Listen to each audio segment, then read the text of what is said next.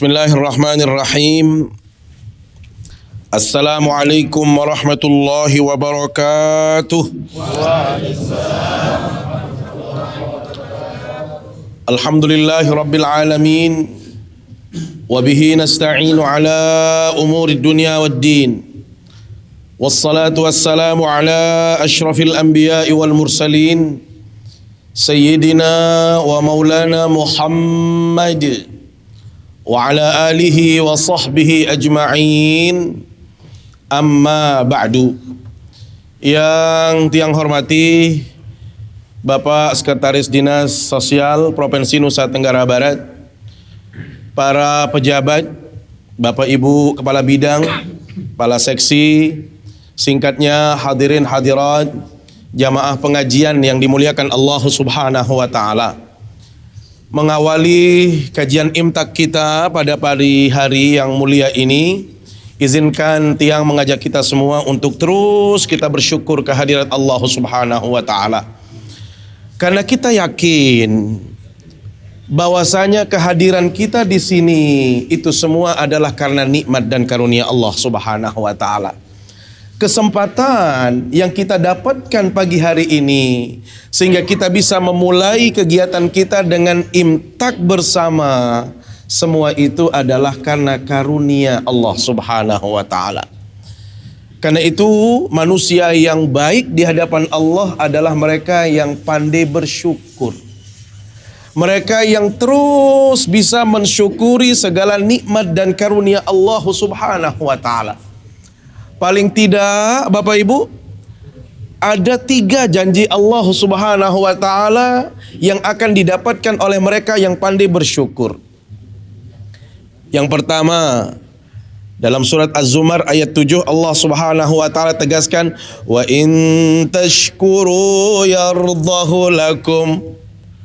Kalau Anda semua pandai bersyukur, kata Allah, maka Allah akan ridha kepada kita. Allah akan ridha kepada kita manusia yang bersyukur kepadanya. Artinya apa Bapak Ibu? Kalau Allah sudah ridha, tidak ada yang sulit, tidak ada yang mustahil, tidak ada yang berat bagi Allah. Allah ridha kepada kita, maka Allah akan mudahkan urusan kita. Allah akan berikan kesempatan bagi kita. Allah akan membuka peluang apapun itu. Kenapa? Allah yang sudah ridha. Makanya dalam doa yang sering kita panjatkan, Allahumma la mani'a lima a'tait wala mu'tiya lima mana'at wala radda lima qadait wala yanfa'uzal jaddi minkal jadd. Allahumma la mani'a lima a'tait. Tidak ada orang yang bisa mencegah, memutus sesuatu kalau Allah sudah berkehendak untuk melakukan sesuatu. Kalau Allah sudah ridha kepada sesuatu, manusia sebanyak apapun mereka mau menyetop ridhonya Allah, mau menghilangkan keinginan Allah, itu tidak akan bisa. Itulah kira-kira mana doa Allahumma la mani'a lima a'tait wala mu'tiya lima mana'ata. Hal yang sama kalau ada semua orang di sini semua ingin membantu kita, semua orang akan berbuat baik kepada kita, tetapi Allah tidak berkehendak, maka tidak akan bisa terjadi hal yang demikian. Itulah mata Allah. Kalau kita pandai bersyukur, satu janji Allah, wa in tashkuru yardahu lakum. Kalau Anda bersyukur, Allah akan ridha. Yang kedua, wa may yashkur fa innama yashkuru li nafsi. Kalau kita pandai bersyukur, maka sejatinya kita menyayangi diri sendiri.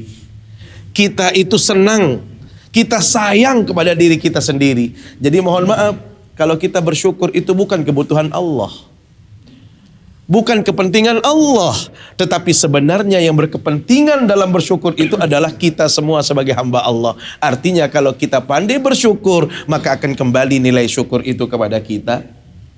Kalau kita melakukan sholat, itu adalah ekspresi syukur, maka pahalanya kepada kita. Kalau kita bisa berbagi kepada orang lain, itu adalah bentuk syukur kita, maka nilainya itu akan kembali kepada kita, bukan orang lain. Jadi kenapa kita harus takut bersyukur kepada Allah? Kenapa? Karena syukur itu kita yang akan mendapatkan dampaknya. Nilainya itu akan kita peroleh. Maka mari kita selalu bersyukur kepada Allah. Dan yang terakhir, la in syakartum la azidannakum. Kalau kita pandai bersyukur, Allah pasti akan menambahkan nikmat-nikmat lainnya dalam kehidupan kita.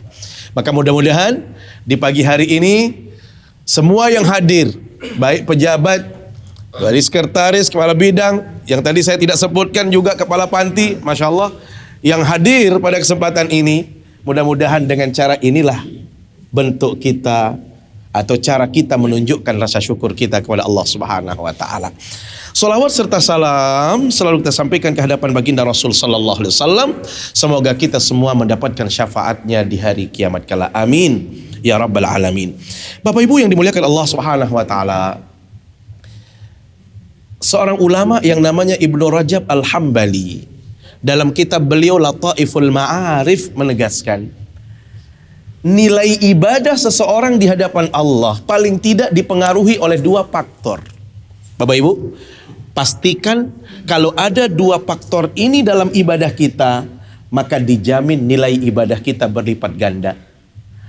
Nilai pahala kita akan banyak di hadapan Allah. Walaupun ibadah tadi kecil, kalau ada dua faktor ini, maka nilai pahala itu akan besar di hadapan Allah. Kalau toh ibadah ini ringan, maka nilai pahalanya akan berat di sisi Allah Subhanahu wa taala. Apa dua faktor itu, hati Allah? Yang pertama disebutkan dalam kitab Syaraful Makan, tempatnya yang baik. Tempatnya yang bagus kita melakukan ibadah, maka nilai ibadah itu berlipat ganda di sisi Allah SWT.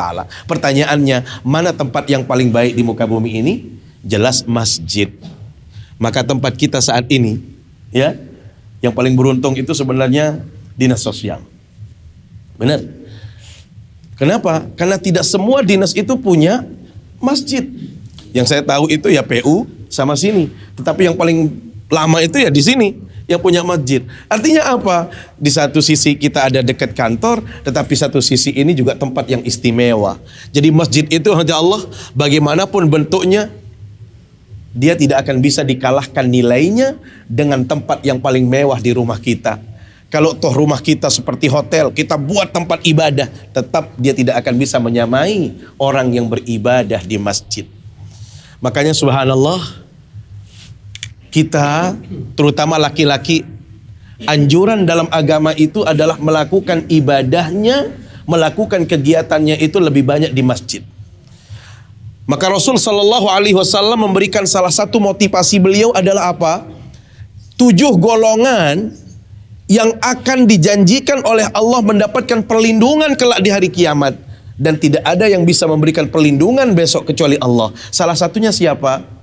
Wa rajulun qalbuhu mu'allaqun bil masajid, seseorang yang hatinya dekat dengan masjid. Hatinya sudah terpatri dengan masjid, hatinya sudah bergantung dengan masjid, sehingga subhanallah, giliran sholat dia itu paling ingin sekali, ya, sampai-sampai gatal kakinya untuk berangkat ke masjid. Gatal, sebelum azan itu saya sudah gatal. Kira-kira kalau sudah sampai makom seperti itu hebat sudah kita. Ada yang gatal kakinya mau ke masjid? Kalau sudah Jumat, sudah Zohor, sudah Asar, gatal. Gatalnya itu apa? Untuk ingin ke masjid. Maka inilah tandanya orang itu sudah hatinya terpatri dengan masjid. Masya Allah, Bapak Ibu, masjid itu adalah tempat yang paling utama di muka bumi ini. Jadi tidak ada tempat yang paling istimewa dalam kehidupan kita di muka bumi ini kecuali masjid. Ya, makanya pantas kalau dalam Al-Quran disebutkan, tanda orang itu beriman kepada Allah bila mana dia sudah datang ke masjid untuk memakmurkan masjid. Innama ya'muru masajidallah man amana billahi wal yaumil akhir ila akhiri. Tanda orang itu beriman kepada Allah adalah mereka-mereka yang terus memakmurkan masjid. Maka sangatlah merugi kita, Bapak Ibu, kalau kita sudah dekat dengan masjid, kita ada masjid tetapi kita tidak meramaikan masjid. Tidak hanya di kantor, di saat kita pulang kerja misalnya, di situ ada waktu sholat, maka mari berlomba-lomba, berbondong-bondong untuk kita pergi ke masjid. Kenapa? Karena masjid itu disebut sebagai Baitullah. Rumahnya Allah itu masjid. Maka subhanallah, Bapak Ibu, siapapun yang mendekatkan dirinya, menghubungkan dirinya dengan tempat yang suci tadi, dimuliakan oleh Allah. Ini, saya ingin ulang. Masjid itu adalah rumah suci, rumahnya Allah. Maka siapapun yang menghubungkan dirinya dengan tempat suci tadi, dia pasti dimuliakan oleh Allah. Bagaimana cara kita menghubungkan diri dengan masjid? Satu, dimulai dari mewujudkan adanya masjid, membangun masjid. Karena kalau tidak ada masjid, Ya tidak bisa kita sholat. Jadi membangun masjid, sampai-sampai Rasul katakan apa? Man bana lillahi masjidan banallahu lahu baitan fil jannah. Barang siapa yang membangun masjid, maka dipastikan dia akan dibalas oleh Allah besok di hari kiamat. Di dalam surganya Allah, dia dibuatkan istana khusus bagi mereka yang membangun masjid tadi. Ini. Karena itu, Bapak Ibu yang dimuliakan Allah SWT, bila mana kita punya rezeki, sekecil apapun rezeki itu, kalau itu untuk masjid, silahkan. Mari kita investasi untuk masjid. Kalau kita tidak mampu membuat satu bangunan masjid sendiri, mungkin kita bisa mengambil bagian. Ada masjid yang sedang membutuhkan keramik, oh saya boleh 1 meter. Ada 1 dam pasir, silahkan. Kenapa? Rasul sallallahu alaihi wasallam katakan, ittaqun nara walau bisyakki tamratin. Tutup celah api neraka walaupun hanya dengan sepotong kurma. Jadi Bapak Ibu, 1 biji kurma, kalau kita sedekahkan sepotongnya, itu bisa menutup celah api neraka. Bisa menutup siksa api neraka. Bagaimana kalau kita bersedekah dengan yang lebih besar? Bagaimana kalau kita misalnya 1 dam pasir, sekian meter keramik, maka subhanallah ibaratnya kita sedang mempercantik kuburan kita. Jadi jangan hanya rumah saja yang kita percantik, tetapi kuburan itu juga bisa dihias. Mohon maaf. Pernah lihat kuburan? Ada kuburan yang ada keramiknya? Nggak ada ya. Jarang kita temukan. Kenapa? Karena kuburan itu harus alami seperti itu, bersentuhan dengan tanah. Ternyata kita bisa hiasi dia, kita bisa dekorasi dia, interiornya bisa bagus. Dengan apa? Dengan memperbanyak kebaikan-kebaikan. Walaupun dengan sedekah yang kecil sekalipun, itu akan bisa memproteksi kita, akan mempercantik kuburan kita di saat kita meninggal dunia. Ini 1, baru membangun masjid. Setelah masjid ada, Masya Allah, apa yang kita lakukan? Kedua adalah meramaikan dengan sholat. Subhanallah, satu-satunya tempat yang bila mana kita berjalan ke situ, itu semua langkah itu tercatat pahala, 1 langkah berikutnya akan menghapus dosa. Kemana itu? Melangkahkan kaki ke masjid. Maka bapak-bapak, mohon maaf, tidak ada alasan untuk tidak ke masjid. Justru semakin jauh rumah kita dari masjid, itu menjadi peluang yang besar. Ibu-ibu juga demikian. Bisa diingatkan suaminya, Pak, silahkan ke masjid. Ibu-ibu kalau mau dapat pahala seperti orang sholat di masjid, cukup menyiapkan suaminya peralatan sholat, selesai. Begitu mau waktu sholat zuhur, pecinya disiapin, bajunya disiapin, sejadahnya. Kira-kira begitu Bu ya caranya? Gitu ya? Sering? Sering apa nggak pernah? Ambil sendiri kata. Atau badik din wahurus semamen kadang-kadang. Jadi subhanallah, apa kata Rasul? Man jahaza ghazian fi sabilillah faqad ghaza. Barang siapa yang mempersiapkan kebutuhan orang untuk melakukan kebaikan seperti jihad, maka dia dapat pahala yang sama, yaitu seperti orang berjihad. Jadi ibu-ibu tidak perlu harus ke masjid, karena bagi ibu-ibu pilihan kalau ke masjid itu, bukan tuntutan. Tetapi kalau kita laki-laki itu adalah perintah. Kalau perempuan boleh tidak boleh, iya. Tetapi dia bisa mendapatkan pahala yang sama dengan menyiapkan keperluan, kebutuhan suaminya bila hendak melakukan sholat atau kegiatan di masjid. Subhanallah. Jadi orang yang datang ke masjid, dia dimuliakan oleh Allah, baik di sisi pahala, kemudian kemuliaan-kemuliaan yang lain. Termasuk, alhamdulillah, nih, saking hebatnya masjid, karena sucinya masjid, orang yang mengabdikan dirinya dengan masjid atau kepada masjid, itu adalah orang-orang pilihan, sampai Allah memberikan jaminan. Maka jangan pernah memandang hina, memandang sebelah mata pengurus masjid, terutama takmir. Bapak Ibu, justru di zaman Rasul Sallallahu Alaihi Wasallam disebutkan dalam riwayat itu, ada yang di riwayat lain disebutkan laki-laki, ada yang mengatakan perempuan. Bapak Ibu, ternyata ada seorang perempuan itu selalu menyapu masjid. Karena orang ini meninggal dunia, maka para sahabat mengambil inisiatif, sudah kita kuburkan saja orang ini, nggak perlu dikasih tahu baginda Nabi, kan orang biasa juga, orang miskin, tukang sapu, kan begitu. Jadi biasa kita kalau memandang orang-orang yang di bawah kita itu kadang-kadang kita memandangnya sebelah mata. Ya, beda kalau kita pandang orang itu yang punya jabatan, orang kaya. Makanya hati-hati sama Allah, jangan melihat orang itu hanya dari aspek materi saja. Kecenderungan kita, mohon maaf, manusia modern, kalau kita mengambil pandangan seorang sosiolog kontemporer yang namanya Peterim Sorokin, manusia modern itu sudah terjebak kepada kehidupan indrawi semata. Apa maknanya? Yang selalu dia lihat itu adalah yang nampak dari penglihatan kita. Sehingga yang terjadi kemudian adalah apa? Lamun dengan sugih, kalau orang itu kaya, maka kita hormati dia, kita cintai dia, kita sayangi dia. Kalau orang itu punya jabatan tinggi, Masya Allah, kita sayang sama dia, kita ngaku kalau itu sahabat, kalau itu adalah teman, kalau itu ada keluarga. Coba cara makin hati Allah, lamun dengan beri jabatan, siapa itu? Keluarga yang ketiga nih, ngaku. Ya bilang sama keluarga, angkat sopo nak harap hubungan papu kelai no nih. Pokoknya diakui, kenapa? Karena punya jabatan. Orang kalau sugih, Masya Allah banyak yang senang. Makanya sami jamaah, lamut sugih je demen ya. Arwah luwe undangan. Lamun mulut sekuat-kuat milih-milih searan undangan nih kita. Lagu lamut jeleng, hayya undang. Lamun dia berdiri jabatan, saya hormat, sila. Hanya kecuali di dinas sosial yang kita dapat penghormatan. Sila.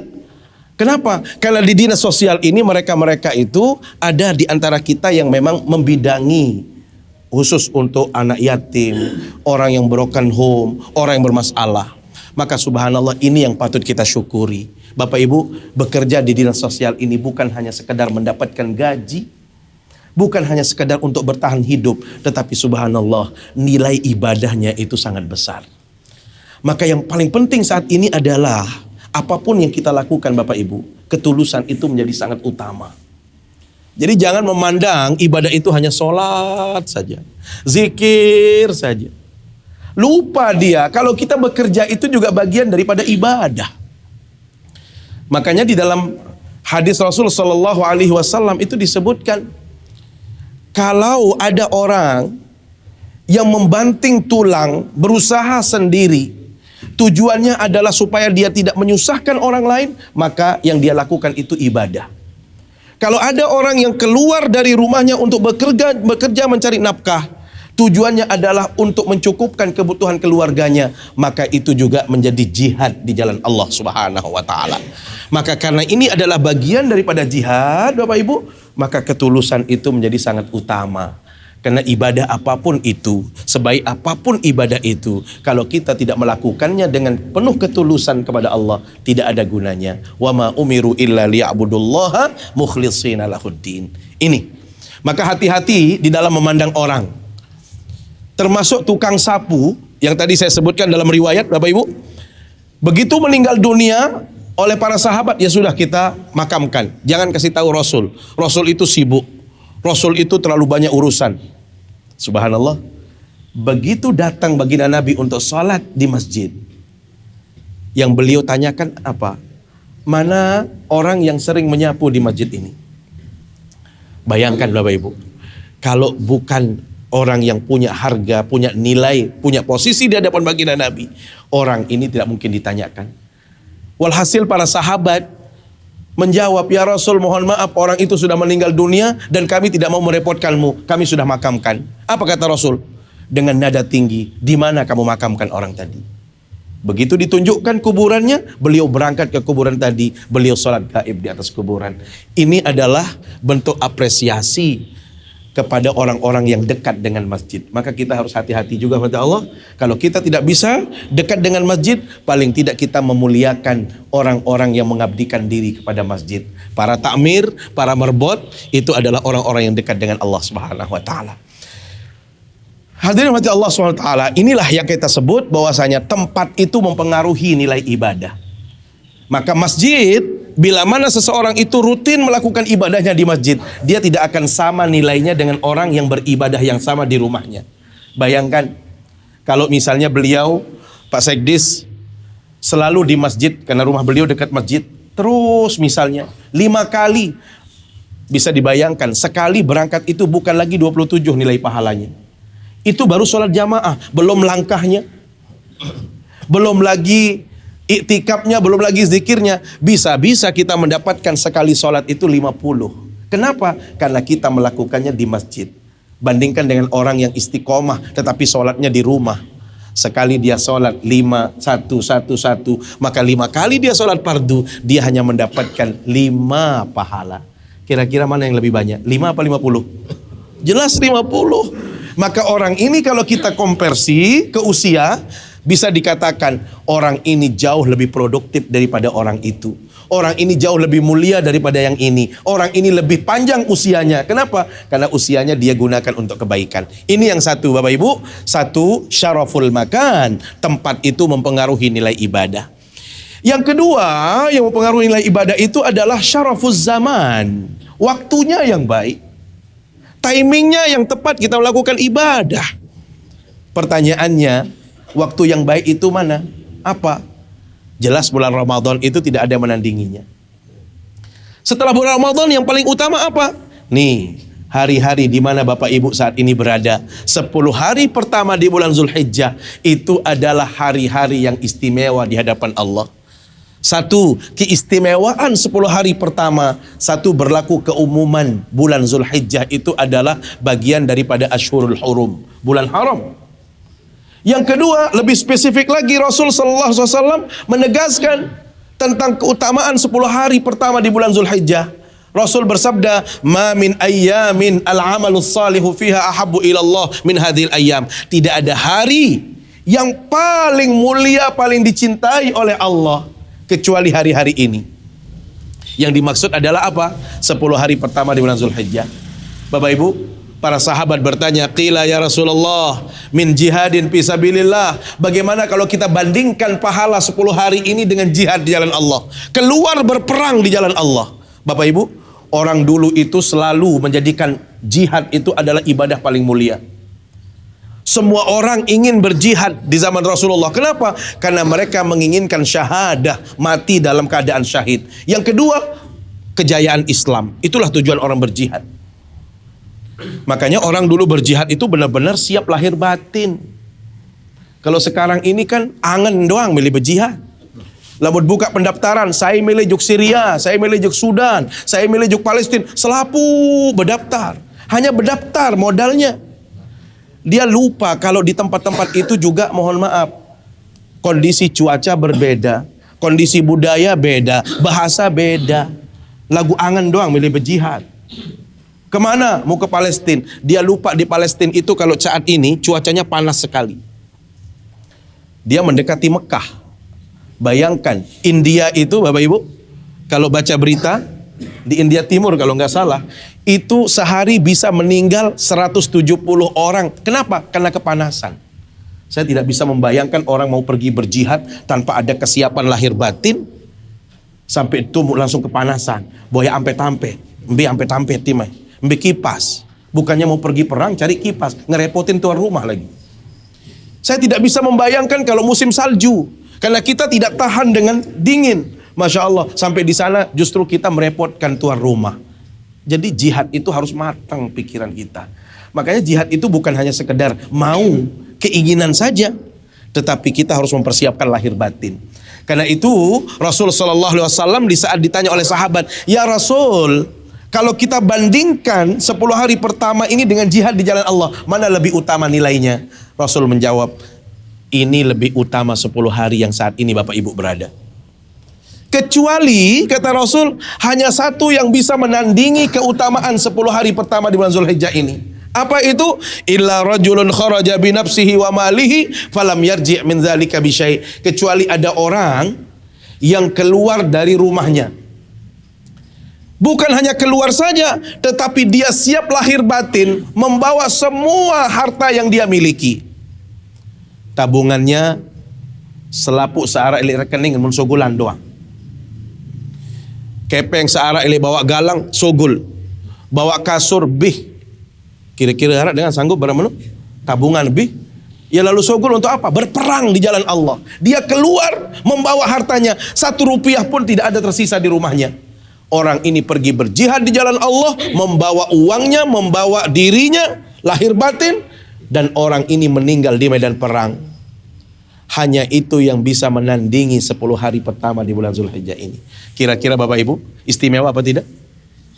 10 hari ini mulia apa tidak? Lagu dinarak biruan ya, cemoh-cemoh rebat. Ngomong. Dengar lamun tebara pahala ye cemoh-cemoh lontu. Pada marak dengan bang ana sida dan ni setahun dendek banyak tor. Cemoh dah pendek. La ilaha illallah. Ini jaya lemas-lemas sih kedinginan badek dia ketelihat. Ternyata kita ini berada di waktu yang sangat tepat Bapak Ibu. Waktu sangat solah. Maka sangatlah merugi seseorang bila mana dia berjumpa dengan waktu-waktu seperti ini tetapi semangat ibadahnya belum ada. Tidak ada motivasi ibadah, tidak ada keinginan untuk melakukan kebaikan. Rugi dia. Sebaliknya mohon maaf, akan tambah rugi lagi bila mana berjumpa kita dengan 10 hari ini kita tetap melakukan dosa, tetap melakukan maksiat, tetap kita lupa kepada Allah. Maka Bapak Ibu yang dimuliakan Allah SWT, saya ingin mengingatkan diri saya pribadi dan kita semua, ini momen yang baik. Sila pada semangat untuk melakukan kebaikan. Makanya Rasul SAW tidak merinci Bapak Ibu, kebaikan apa yang harus kita lakukan di 10 hari pertama di bulan Zulhijjah. Prinsipnya berlaku umum. Apapun kebaikan itu silahkan. Makanya yang tadi disebutkan, Masya Allah, ada di antara kita yang di balik anak yatim panti asuhan, silahkan berbuat baik kepada mereka. Mereka-mereka yang mungkin bermasalah secara sosial, kita berbuat baik, itu juga menjadi amalan yang sangat mulia. Sehingga jangan sampai waktu ini terbuang percuma Bapak Ibu. Karena ini adalah momentum. Makanya tiang beberapa kali ceramah ini, selalu tiang coba utarakan atau sampaikan sesenggak dengan sasak cara lain. Orang Sasak itu punya motivasi Bapak Ibu dalam bentuk syair-syair. Dan itulah yang menjadi penyemangat mereka untuk berbuat baik. Apa katanya? Allah, Ina ama ingat si dewah toa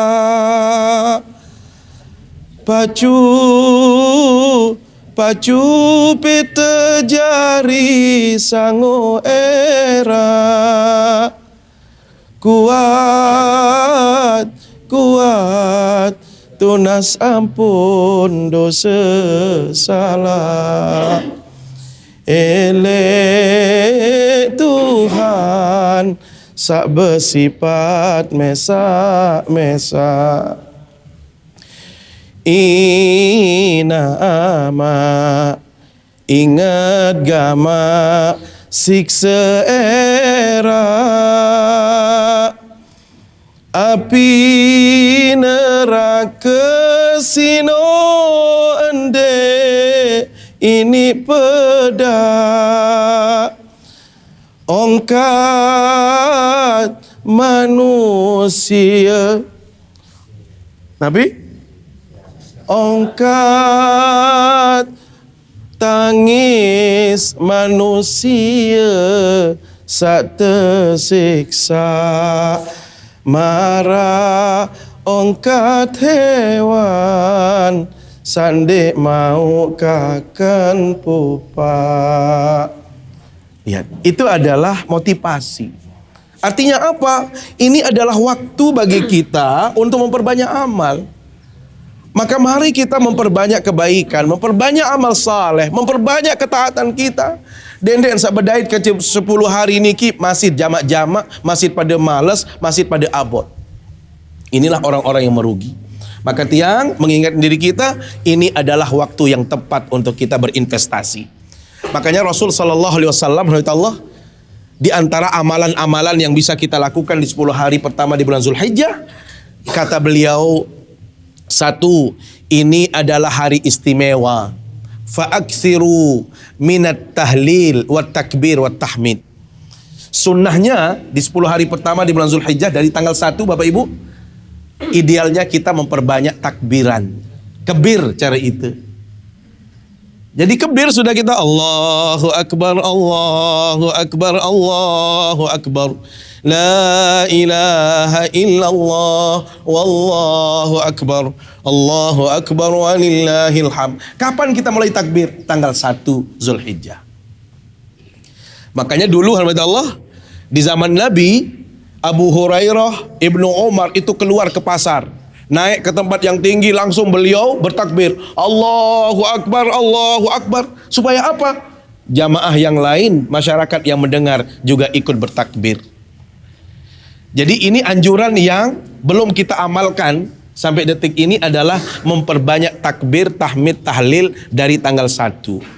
Makanya ulama memberikan batasan Allah. Takbir yang dari tanggal 1 itu yang disebut dengan takbir mutlak. Mutlak itu maksudnya apa? Semua kita boleh bertakbir, semua kita bisa bertakbir, dan itu tidak dibatasi oleh ruang dan waktu. Mau di masjid boleh, mau di jalan boleh, di mobil boleh, dimanapun kita bertakbir, tetapi dengan cara sendiri-sendiri. Ya, itu mutlak. Yang muqayyad itu adalah apa? Yang terbatas, yang dibatasi oleh waktu. Kapan itu? Kita mulai di pagi hari tanggal 9 Zulhijjah, di saat jamaah haji wukuf di Arafah, kita mulai dari subuh. Itu dilakukan setiap selesai sholat berjamaah. Itulah yang biasa kita lakukan saat ini. Tetapi belum menjadi kebiasaan orang yang bertakbir dari tanggal 1 Zulhijjah. Jadi sudah boleh kita bertakbir. Ini satu. Yang kedua, Allah, kita juga boleh berpuasa. Jadi dianjurkan dari tanggal 1 sampai tanggal 9 sudah boleh berpuasa. Atau kalau kita tidak mampu dari tanggal 1, ambil 2 saja dari 9 Zulhijjah, atau ditambah dengan 8 Zulhijjah. Jadi tanggal 8 Tarwiyah, kemudian tanggal 9 Zulhijjah, boleh kita berpuasa di situ. Karena itu akan mendapatkan pahala yang luar biasa, sebagaimana yang disabdakan oleh baginda Rasul SAW, Siyamu yaumi Arafata yukaffir as-sanatain al-madiyah wal qabilah. Orang yang berpuasa di tanggal 9 Zulhijjah, maka dia akan mendapatkan jaminan 2 tahun dosanya diampunkan oleh Allah. Setahun yang sudah lewat dan setahun yang akan datang, dia sudah dijamin oleh Allah. Kira-kira melet tak puasa dia? Subhanallah, terjamin asuransi waniki dia. Asuransi waniki 2 tahun asuransi, dan kita bisa benar-benar mendapatkan nilainya yang luar biasa. Ini. Jadi kalau tidak bisa dari tanggal 8, silahkan ambil tanggal 9. Nggih? Atau kalau bisa dari tanggal 1 kemarin juga silahkan. Itu boleh untuk berpuasa. Kemudian yang harus dilakukan juga di 10 hari pertama di bulan Zulhijjah ini, terutama mereka yang bisa kesempatan untuk haji, ya haji itu adanya di bulan Zulhijjah. Makanya Bapak Ibu disebutkan 10 hari pertama di bulan Zulhijjah itu adalah hari yang paling istimewa di antara hari-hari yang ada. Sampai-sampai Bapak Ibu, ada orang yang membandingkan mana lebih baik 10 hari pertama di bulan Zulhijjah dengan 10 hari terakhir dari bulan Ramadan. Ternyata ulama berbeda pandangan. Sampai satu kesimpulan apa? Mereka berpandangan 10 hari, kalau malam 10 hari pertama bulan Ramadan, itu yang paling istimewa, paling baik di antara malam-malam yang ada. Jadi tidak ada yang bisa menandinginya. Kalau malam 10 hari terakhir di bulan Ramadan. Tetapi kalau siang hari, itu yang paling utama adalah siang 10 hari pertama di bulan Zulhijjah. Dan itu mengalahkan siang bulan Ramadan, kata ulama. Kenapa? Karena di siang hari di bulan 10 pertama bulan Zulhijjah itu ada wukuf di Arafah. Ada penyembelihan hewan kurban. Ada hari raya Idul Adha. Jadi itu tidak akan didapatkan. Makanya ada kesimpulan para ulama, bulan Zulhijjah 10 hari pertama ini adalah paling istimewa. Kenapa? Karena dia bisa mengumpulkan 4 ibadah sekaligus. Kalau bulan puasa kan hanya puasa saja Bapak Ibu. Kalau waktu sholat hanya sholat saja. Kalau waktu zakat ya hanya zakat saja. Tetapi kalau di 10 hari pertama di bulan Zulhijjah, 4 ibadah induk itu terkumpul dalam satu waktu. Apa itu? Sholat, masih ada kewajiban sholat bagi kita. Puasa, ada puasanya di situ. Sedekah, ada kurban di situ. haji. Dan itu hanya adanya di bulan Zulhijjah. Maka ini alasannya kenapa bulan haji ini menjadi paling istimewa, karena berhimpunnya 4 ibadah besar secara sekaligus. Kemudian yang bisa kita amalkan berikutnya adalah berkorban, Bapak Ibu. Jadi korban ini mohon maaf tidak harus menunggu kaya dulu. Saya hari Ahad yang lalu itu pengajian di Lembuak, Bapak Ibu, di Narmada. Setelah tiang kajian seperti ini, sarapan pagi sambil ngobrol, apa kata takmirnya? Al-Mukarram, kalau di sini alhamdulillah jamaahnya sudah paham semua. Sudah menge-menge, sudah mengamalkan semua apa yang disampaikan tadi. Buktinya apa? Kalau kami di sini di satu masjid tidak pernah kurang setiap tahun 34 ekor sapi itu terkumpul. Soal arak tahu kadang-kadang lelah kebek kowok bibih ceramah masih dendengah. Meni keutamaan korban masih dinarak biru kelebet. Kadang-kadang batul lah menuh bahas zakat kan korban mulai khusus dan bani penggita. Takut untuk dia tuju. Pura-pura dia berdengar batul lah menuh korban lain. Sila banyak tipe-tipe. Makanya ada kadang-kadang lihat jelo-jelo Jumat baik. Iya kan? Dia mendatang kota amal macam meruan manusia. Arak saat dia penggita langsung tedem. Dan bani penggita takut dia ngembung. Pura-pura tedem. Arak dengar saya hampir 5 menit kota amal buka dompet. Ujung-ujung 2 U dong so gue. 5 menit gue lama kota amal aja. Lagu ndek nih niki je insyaallah bare betes. Kali seberak Jumatan niki. Aduh Allah, hal yang sama kalau kita bahas tentang korban, tentang zakat, orang kadang-kadang kurang tertarik. Ternyata di Lembuak sana Bapak Ibu, saya tanya, kok bisa orang berlomba-lomba untuk berkorban? Dia bilang apa? Masjid memfasilitasi tabungan korban. Jadi ada orang yang mohon maaf setelah 2 tahun, saking nggak punya uang Bapak Ibu, setelah 2 tahun baru tercukupi 1 ekor kambing. Ada yang setahun.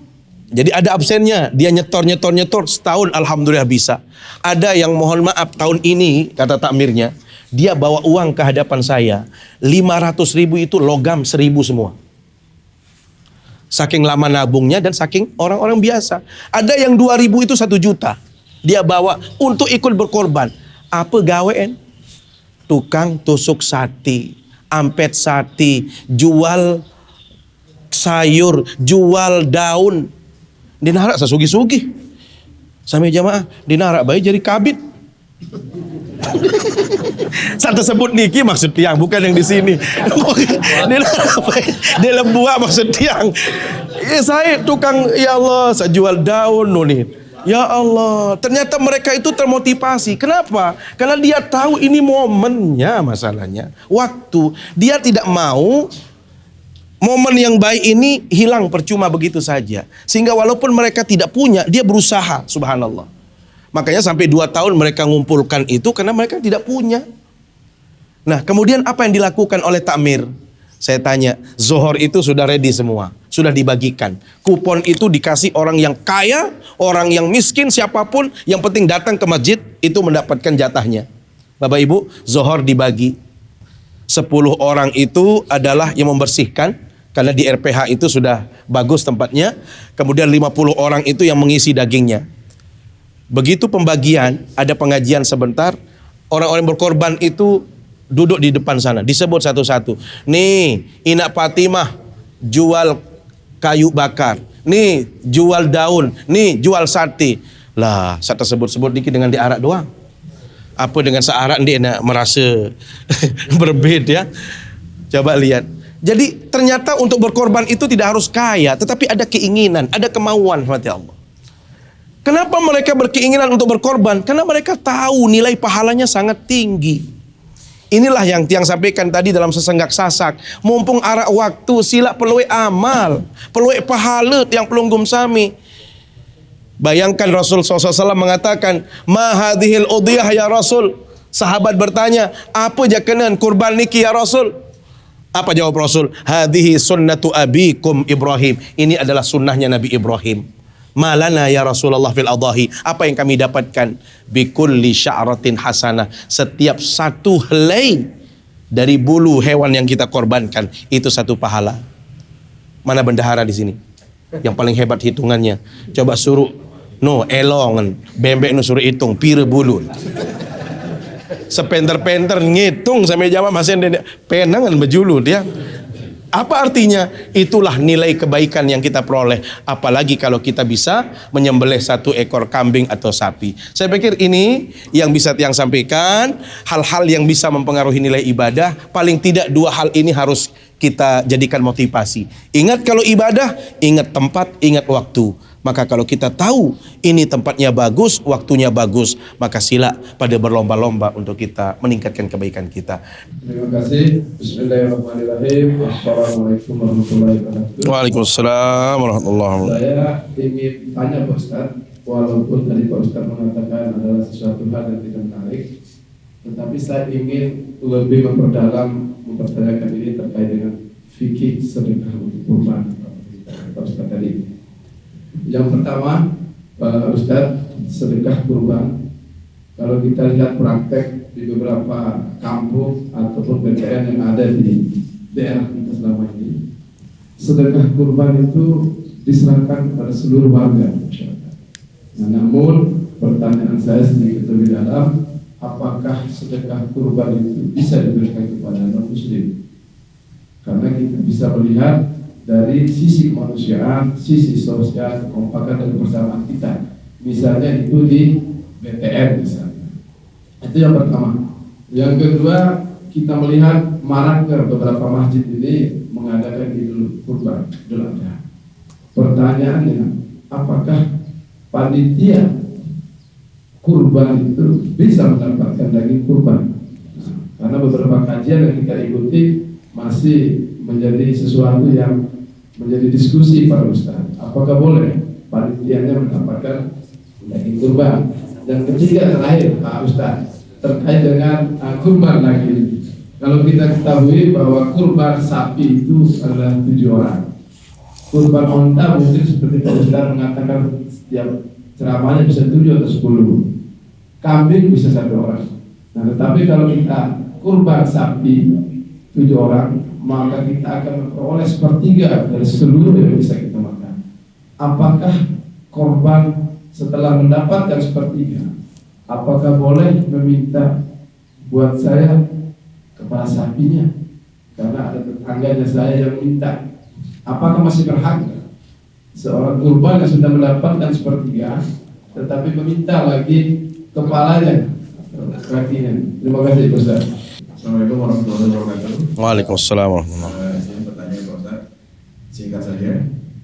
Yang kita tahu saat ini terkait perbedaan penetapan 10 Zulhijjah hari rayanya kan, di mana pemerintah saat ini menetapkan hari Kamis, sedangkan salah satu organisasi di Indonesia Muhammadiyah itu menetapkan pada hari Rabu, sama dengan di Arab Saudi. Jadi mana yang harus kita ikuti Pak Ustaz? Sedangkan yang patokannya Idul Adha ini adalah waktu wukuf. Beda dengan hari raya Idul Fitri gitu, yang bisa kita bilang itu sudah biasa. Terima kasih Pak Ustaz.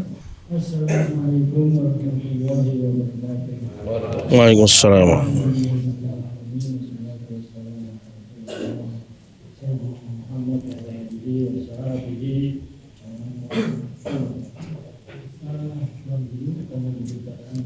Pertanyaan begini, saya dari panti sosial asuran anak generasi harapan.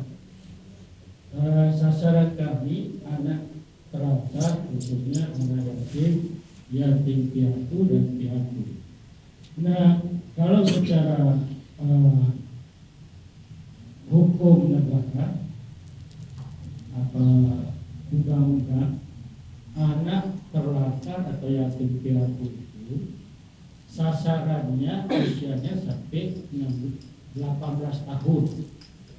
Nah, adapun kalau yang saya tahu, kalau kita memposisikan sebagai pelayan atau memberikan pelayan pada anak-anak ini, apa kita posisi kita memperlakukan mereka itu sebagai anak yatim atau secara undang-undang atau memperlakukan mereka sebagai fakir miskin, karena rata-rata mereka sudah akil balik. Itu yang pertama, Pak Guru. Yang kedua, apa yang utama dari persyaratan untuk kurban? Ada yang saya tahu syaratannya 10 hari sebelum, kalau memang ada yang akan berkurban, untuk tidak mencukur atau memotong rambut atau apapun itu. Nah, itu utamanya apa gitu, karena pendapatnya ada dua, ada yang membolehkan dan ada yang mungkin itu saja sih. Ya, terima kasih. Nggih, terima kasih, singkat saja. Yang juga menjawabnya singkat, nggih. Boleh nggak kita berkorban kemudian dagingnya kita berikan kepada non muslim? Boleh. Ya. Dapat pahala? Dapat. Itu. Jadi tetangga itu ada 3. Bapak Ibu, tetangga itu 3.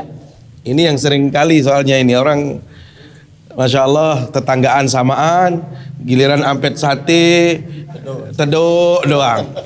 Masa iya agama seperti itu? Jadi ada 3 kata Rasul SAW tentang jiron, hakul jiron. 1, kalau orang muslim jiron kita yang ada hubungan kerabat dengan kita dapat 3 pahala. Apa itu? 1, pahala jiron. Mohon maaf, pahala kerabat dulu 1. Ya. Kemudian pahala dia sebagai seorang muslim, kemudian pahala jiron, dapat 3 kalau kerabat. Tapi kalau orang lain yang berjiron dengan kita muslim, dia dapat 2 dia. Hakul Islam wa hakul jiron dalam hadisnya. Jadi hak dia sebagai seorang muslim kita dapatkan, kemudian hak sebagai tetangga. Kalau dia non muslim dapat 1 hak. Apa itu hakul jiron? Ya. Ini supaya jangan sampai panitia ini sengaja bakar sate di depan orang Hindu lagi atau di depan non muslim, padahal kita sama-sama. Jadi tidak ada yang membedakan, ya. Tetapi tentu kita pastikan juga saudara-saudara yang lain, terutama yang paling dekat dengan kita. Karena mohon maaf, ada yang disebut dengan aulawiyat, prioritas sebenarnya. Prioritas itu apa? Yang paling dekat. Kita mulai dari yang dekat. Makanya dalam agama disebutkan apa? Wa atizal qurba haqqahu. Kalau Anda mau bersedekah itu mulai dari yang dekat-dekat dulu. Dekat apa? Dekat kekerabatan. Maka saya punya saudara, punya bibi, punya misal. Seharusnya saya itu selesaikan dulu mereka-mereka ini. Itu 1. Baru kita keluar, ekspansi keluar. Ni solah ile 2 dalam di pada solah. Bersiap-siap kerja sama betul. Bersiap kerja pisaan. Tujak solah di depan. Ini salah ini. Atau kurba yang dimaksud adalah kurbul makan, posisi yang dekat, jiron. Maka itu harus dimulai dulu. Ya, apalagi kalau jiron itu non muslim, miskin lagi, itu menjadi bagian yang harus kita bantu. Jadi tidak ada masalah kalau kita memberikan daging korban itu kepada mereka yang non muslim. Tetapi pastikan orang Islam juga dapat. Yang kedua, kaitannya dengan tadi panitia. Panitia boleh nggak dapat korban? Boleh. Kalau nggak dapat nanti nggak ada yang mau jadi panitia. Ya, panitia mau. Orang kan mau daging korban. Mau saya urus lapuan dikit ya. Dilarang milih dia, dilarang milih jadi panitia.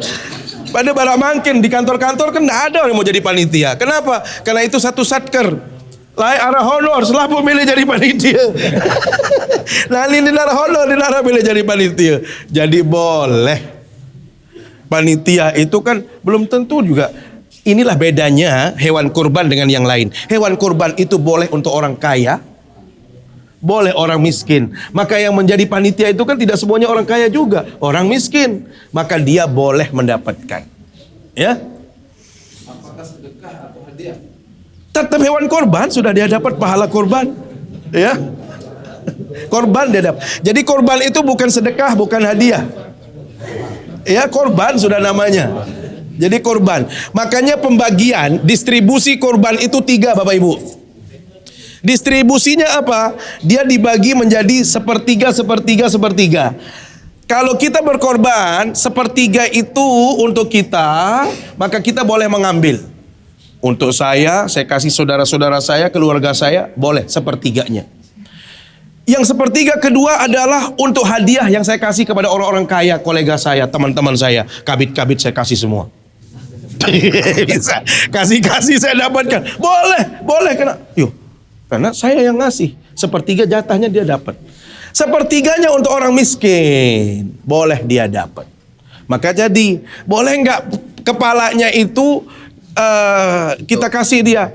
Pertama, kepala itu bagian daripada sepertiga itu apa tidak? Jangan yang sepertiga kepalanya sendiri, maka dia mau ngasih. Nah itu nggak boleh. Jadi harus semuanya dipecah. Tapi biasanya Pak Ustaz, kepala itu susah. Makanya kalau bisa Tidak bagian dari sepertiga. harusnya dibagi ke sepertiga. Karena dalam ibadah kurban itu mohon maaf sampai kulitnya pun nggak boleh dijual. Jadi tidak boleh misalnya kulitnya ini untuk orang yang berjagal, nggak boleh dia dapat. Mau tidak mau dia harus menjadi bagian. Ya. Setelah kita dapat bagian mau jual lain hal. Boleh dijual. Ya, kapan? Karena sudah menjadi hak milik. Maka kalau tadi tiang kepalanya itu bagaimana supaya jangan sampai menjadi masalah, maka oh iya, saya ambil sepertiganya sekalian kepalanya. Karena tadi kan mau bersedekah. Ya udah saya kasih, itu boleh. Hak Bapak yang sudah dapat sepertiga tadi. Jadi itu pembagiannya. Jadi nggak ada ruginya sebenarnya berkorban itu. Cuma kayak kemarin ada pertanyaan ibu-ibu di Karangjangkong sana. Bagaimana kalau hewan kurban itu kita pakai roah? jadi dia mau roah pakai hewan kurban? Nggak boleh. Roah ya roah. Masa dia pakai ini saya berkorban untuk roah? Nggak boleh. Ya, jadi tetap dia dagingnya yang harus dia dapatkan daging mentah. Kalau roah itu biasanya akikah. Ya, makanya akikah dengan korban itu beda. Akikah itu disajikan dalam kondisi matang. Kalau korban itu disajikan mentahnya. Karena mungkin selera orang beda-beda. Ada yang mau jemur buat dendeng kering, ada yang mau sate, ada lain sebagainya. Ya, itu. Nah, yang kedua berikutnya tadi, di saat perbedaan terjadi, mana yang benar? Dua-duanya benar. Ya, yang mau ikut organisasi benar, yang ikut pemerintah benar. Tetapi kalau menurut pandangan tiang, mana yang lebih benar? Tetap mengikuti pemerintah lebih benar. Tapi saya sudah katakan tadi, semuanya benar. Cuma kalau tiang ditanya pribadi, mana yang lebih benar menurut Ustadz? Saya katakan ikut pemerintah lebih benar. Kenapa? Karena dalam hukum menentukan waktu terbitnya bulan itu tidak berlaku untuk umum. Jadi setiap kawasan itu boleh berpegang dengan hasil ru'yahnya sendiri. Di zaman Rasul SAW seperti itu. Ada sahabat Nabi ke Syam, sudah di sana orang sudah berpuasa, tetapi begitu sampai Hijaz belum. Saya ketemu sama orang-orang Syam, sudah biarin saja mereka itu sesuai dengan hasil pengamatannya sendiri. Kita ikut dengan cara kita sendiri. Itu dalilnya. Ya. Apalagi kita kawasannya jauh-jauh. Ya, kawasan kita jauh. Indonesia dengan Arab itu jauh sekali. Sehingga kemungkinan terjadi perbedaan matali istilahnya, waktu terbitnya itu pasti sangat berbeda sekali. Perihal sekarang ini ada yang disebut dengan wukuf di Arafah. Arafah itu tempatnya di Saudi. Saudi menetapkan seperti ini, sementara kita mana yang harus diikuti? Tetap mengikuti aturan yang ada di pemerintah. Sehingga wukufnya itu bukan kita mengikuti orang yang berhaji, tetapi kita mengikuti kalender yang ditetapkan. Maka 9 Zulhijjahnya kita mungkin berbeda dengan di sana. Kenapa? Karena penetapan awal bulannya itu juga berbeda. Ketiga, kenapa kalau kita mengikuti pemerintah lebih nyaman? Satu, untuk kebersamaan. Yang kedua, diberikan otoritas oleh Allah, legitimasi oleh Allah. Kalau pemimpin itu salah sekalipun dalam menetapkan, dia tetap dapat pahala. Jadi kalau seorang hakim, seorang pemerintah berfatwa, salah fatwanya di hadapan Allah, tetap dia dapat pahala satu. Tapi kalau dia benar dapat 2. Jadi lebih aman rasanya kalau mengikuti pemerintah. Tetapi kalau ada saudara-saudara kita yang mau lebih awal juga silahkan. Ya, jadi tidak ada masalah. Itu ya. Yang ketiga, ayahanda yang dimuliakan Allah SWT, kepala panti, memang secara syar'i anak yatim itu ada ketentuannya. Satu, anak yatim itu adalah yang kehilangan bapaknya, itu yatim.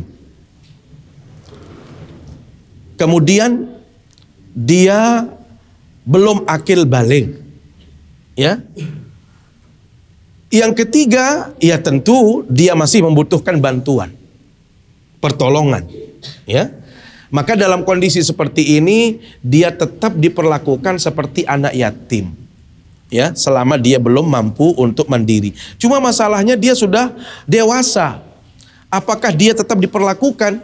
Tentu dia sudah bergeser, namanya bukan lagi anak yatim, ya, karena dia sudah besar, sudah dewasa.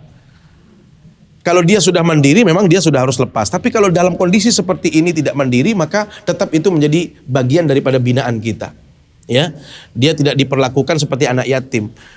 Karena beda konsekuensi anak yatim dengan tadi secara agama, ana wa kafilul yatim kahataini fil jannah. Saya dengan orang-orang yang baik kepada anak yatim, dia akan bersama saya dalam surga, kata Rasulullah SAW. Tetapi kalau mereka yang sudah dewasa, karena dia juga belum mandiri, belum punya pekerjaan, belum bisa melakukan apapun, maka tetap kita akan mendapatkan bagian daripada membantu sesama. Ya, man nappasa kurbatan min kurabid dunya nappasallahu anhu kurbatan min kurabi yaumil qiyamah. Orang kalau sudah memudahkan saudaranya di dunia, maka dia akan dimudahkan hidupnya di akhirat.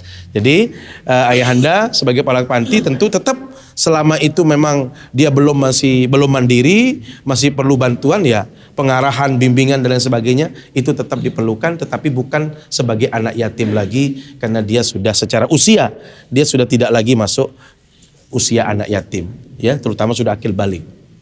Wallahu a'lam. Cukup nggih? Ngiring. Kita akhiri dengan sama-sama bermunajat, berdoa kepada Allah Subhanahu wa taala. Bismillahirrahmanirrahim. Alhamdulillahirabbil alamin. Shalatu wassalamu ala asyrafil anbiya'i wal mursalin wa ala alihi wa sahbihi ajma'in. Allahumma anzilir rahmata wan ni'mata wal barakata was sa'adata lana walil hadirin fi hadzal majlis. Allahumma la tada' lana fi majlisina hadza dhanban illa ghafartah wa la hamman illa farajtah wa la karban illa kashaftah wa la dhallan illa hadaitah wa la musafiran illa sallamtah wa la mayyitan illa rahimtah wa la maridan illa syafaitah wa la hajatan min hawaijid dunya wal akhirah illa qadaitaha wa yassartaha ya rabbal alamin. Rabbana atina fid dunya hasanah wa fil akhirati hasanah wa qina adzaban nar. Wa sallallahu ala sayyidina Muhammad wa ala alihi wa sahbihi ajma'in. Subhana rabbika rabbil izzati amma yasifun wa salamun alal mursalin. Alhamdulillahi rabbil alamin.